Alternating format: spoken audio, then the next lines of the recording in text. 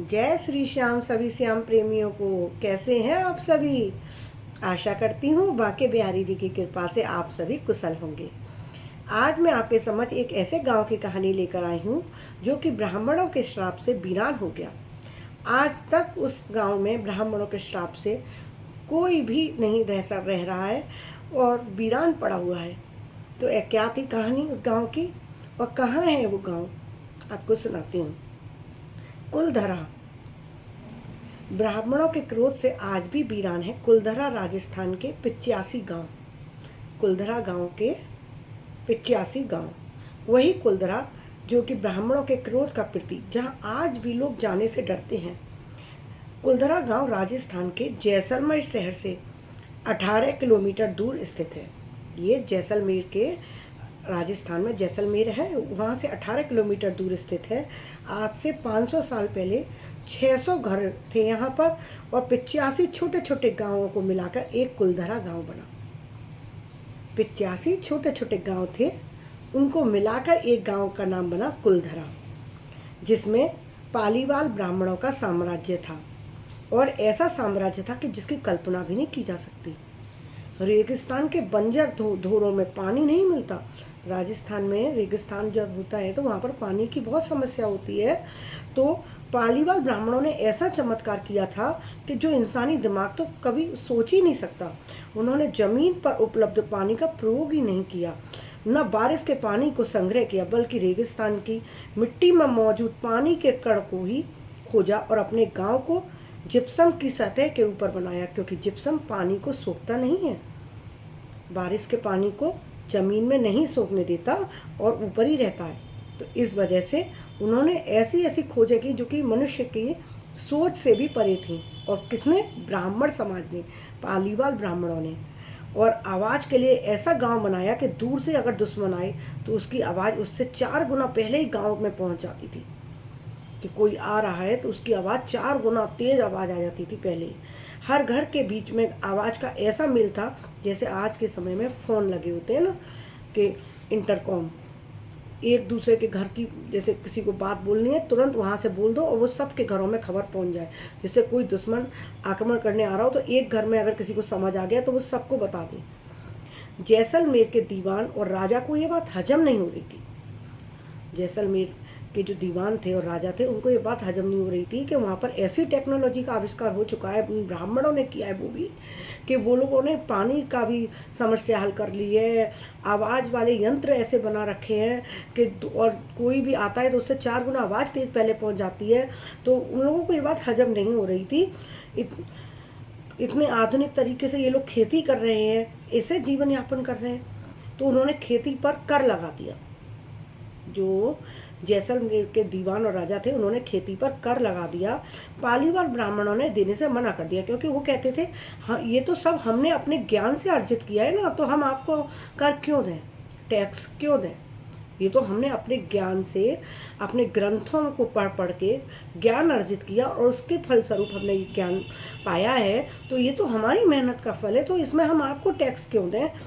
आते जाते दीवान सलीम खान को गांव के मुखिया की बेटी पसंद आ गई और उसने कह दिया या तो बेटी दीवान को दे दो या सजा भुगतने के लिए तैयार हो जाओ। ब्राह्मण को अपने आत्मसम्मान से समझौता बिल्कुल भी मंजूर नहीं था। उन्होंने रातों रात 85 गांव में एक पंचायत बैठाई।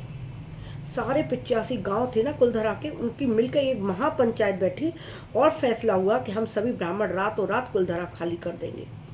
और वो लोग रात ही रात में गांव से कहाँ गायब हो गए। 85 गांव के लोग, आप समझिए, पूरी रात में उन्होंने सारे घर खाली कर दिए। वो कहाँ चले गए आज तक ये बात किसी को भी नहीं पता लगी है। और जाते जाते वो पालीवाल ब्राह्मण श्राप दे गए कि ये कुलधरा वीरान रहेगा, यहाँ कोई नहीं बस पाएगा, इस जमीन पर कोई भी आके बसेगा नहीं, कोई खेती नहीं कर पाएगा। आज भी जैसलमेर में जो तापमान है, गर्मी हो या सर्दी, कुलधरा गांव में आते ही तापमान 4 डिग्री से ऊपर हो जाता है। 4 डिग्री तापमान बढ़ जाता है कुलधरा में। बहुत बार वैज्ञानिकों की टीम भी गई है जब वहाँ, तो उनकी मशीनों में आवाज़ और तरंगों की रिकॉर्डिंग हुई है, जिससे ये पता चलता है कि कुलधरा में आज भी कुछ शक्तियाँ मौजूद हैं जो इस गांव में किसी को रहने नहीं देती। ये थे ब्राह्मण और ये थी उनकी शक्ति ज्ञान की, कि आज भी वो तरंगें महसूस की जा सकती हैं वैज्ञानिक यंत्रों से, कि जैसे वो रोक रही हैं वहाँ आने से। वैज्ञानिकों के मुताबिक मशीनों में रिकॉर्ड तरंग बताती हैं कि वहाँ मौजूद शक्तियाँ कुछ संकेत देती हैं। आज भी कुलधरा गांव की सीमा में जब कोई मोबाइल नेटवर्क और रेडियो आता है तो वो काम करना बंद कर देता है। आप यदि वहाँ मोबाइल लेकर जाओगे तो आपके मोबाइल में वहाँ नेटवर्क नहीं आएगा, और जब आप उस सीमा से बाहर निकल आओगे गांव की से तो आपका मोबाइल चलने लगेगा। तो ये तरंगें हैं जो ये वहाँ पर रहने नहीं देना चाहती हैं किसी को, इसीलिए वहाँ उनको शक्ति को कम कर देती हैं। उनके यंत्रों की शक्ति को जो लोग लेकर आते हैं उनकी शक्ति को कम कर देती हैं कि आप यहाँ से जाओ। वो रोकती हैं वहाँ रहने से, क्योंकि उनको श्राप दिया है कुलधरा को ब्राह्मणों ने जो शक्ति लगाई है उस गांव में, तो वो अभी तक काम कर रही है। आज भी सैलानियों ने ग्रामीणों द्वारा इस कुलधरा गांव में भ्रमण तो किया जाता है, किंतु शाम होते ही कुलधरा गांव को खाली कर दिया जाता है। लोग घूमने जाते हैं, विदेश से आते हैं, इधर से जाते हैं, भारत से, जहाँ से भी, दिन में तो घूम लेते हैं, लेकिन शाम होते ही उस गांव को खाली कर दिया जाता है और कोई इंसान की हिम्मत नहीं होती कि रात में वहाँ रह सके।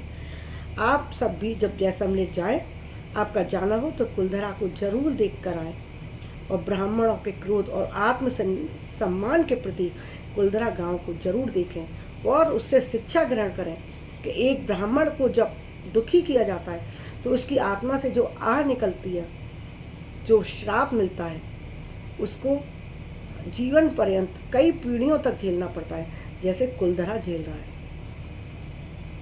ये थी untold story, unsolved story Kuldhara की, कि कहाँ गए वो लोग, कैसी हैं वो शक्तियाँ, कैसे काम कर रही हैं अभी तक, कैसे उन्होंने पानी के, मिट्टी के, बालू के कणों से पानी निकाला, कैसे उन्होंने जिप्सम के ऊपर गांव बनाया, कैसे उन्होंने ऐसा यंत्र बनाया कि एक घर की आवाज़ दूसरे घर में, सारे गांव में एक बार में फैल जाती थी।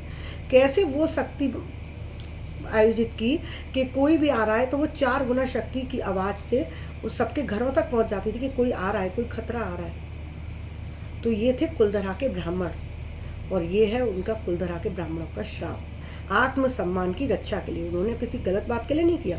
अगर दीवान ने उनकी पुत्री को नहीं मांगा होता, गलत नियत ना करी होती, तो आज भी कुलधरा खुशी से वहाँ पर सब रह रहे होते।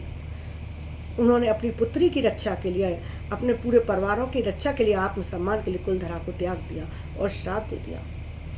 कैसी लगी आपको मेरी ये कहानी? कमेंट बॉक्स में ज़रूर बताइएगा और मेरे चैनल पर ज़रूर बने रहिएगा। ऐसे ही बहुत अच्छी अच्छी कहानियाँ लेकर आपके पास ज़रूर आऊँगी मैं, जिससे आपको नई नई जानकारियाँ भी मिलेंगी और प्रेरणा भी मिलेगी। आप मेरे चैनल पर बने रहिएगा और लाइक और सब्सक्राइब करना मत भूलिएगा, और जाते जाते बेल आइकॉन भी दबा दीजिएगा। अभी के लिए राधे राधे, फिर मिलती हूँ।